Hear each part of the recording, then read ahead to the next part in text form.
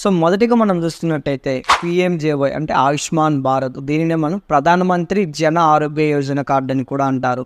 ఈ పీఎంజేవై సంబంధించి ఏదైనా సరే ఒక హెల్త్ మీకు ప్రాబ్లం వచ్చినట్టయితే 5 లక్షల వరకు అనేది బెనిఫిట్ అయితే కలుగుతుంది. ఈ 5 లక్షల అమౌంట్ అనేది ఆరోగ్యశ్రీ కార్డు ఏదైతే ఉందో ఈ డిజిటల్ కార్డు ద్వారా మనము యూజ్ చేసుకోవచ్చు.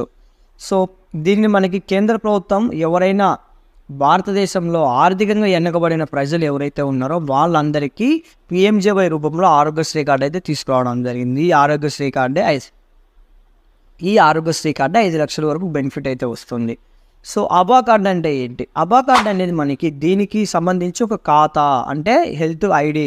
ఇప్పుడు సపోజ్ మీకు ఏదైనా సరే ఒక ప్రాబ్లం వచ్చినప్పుడు ఆ ప్రాబ్లంకి సంబంధించి డేటా అనేది స్టోర్ చేసుకునే ఒక డిజిటల్ కార్డే హెల్త్ కార్డు.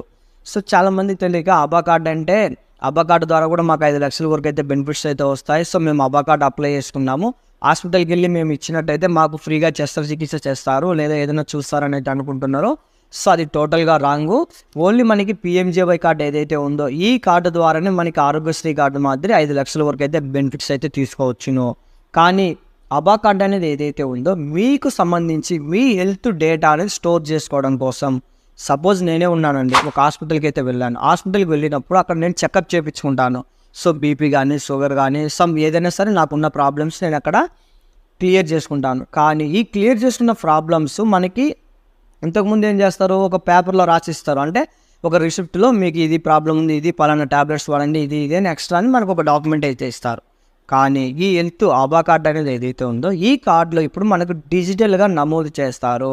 ఒక ఆధార్ కార్డు మాదిరి ఈ ఆభా కార్డు అనేది మనం తీసుకొని వెళ్ళినట్లయితే ఈ కార్డులో మీకు ఈ ప్రాబ్లం ఉంది, దీనికి ఇది అని స్టోర్ చేస్తారు. సో మనం ఇంకా పేపర్లెస్ అనేది అవసరం లేదు. సపోజ్ ఇప్పుడు వేరే హాస్పిటల్కి వెళ్ళాము, వేరే హాస్పిటల్కి వెళ్ళాలంటే ప్రీవియస్గా మీరు ఇంతకుముందు ఏదైనా సరే చెక్ చేయించుకుంటారు. చెక్ చేయించుకున్నప్పుడు ఆ రిపోర్ట్స్ అన్ని డాక్యుమెంట్స్ అన్నీ తీసుకొని వెళ్ళి హాస్పిటల్కి అయితే వెళ్ళాలి. కానీ ఆ రిపోర్ట్స్ అంటే ఎటువంటి డాక్యుమెంట్ అనేది తీసుకొని వెళ్ళకుండా జస్ట్ ఈ ఆభా కార్డు అనేది తీసుకొని వెళ్ళి హాస్పిటల్లో ఇచ్చినట్టయితే అక్కడ మనకి 12 డిజిట్స్లో ఒక నెంబర్ అయితే ఉంటుంది. ఆ నెంబర్ ఎంటర్ చేయగానే మనకు సంబంధించి హెల్త్ చెకప్ డేటా అనేది మొత్తము ఆ కార్డులోనే ఆన్లైన్లో వాళ్ళకి తెలిసిపోతుంది.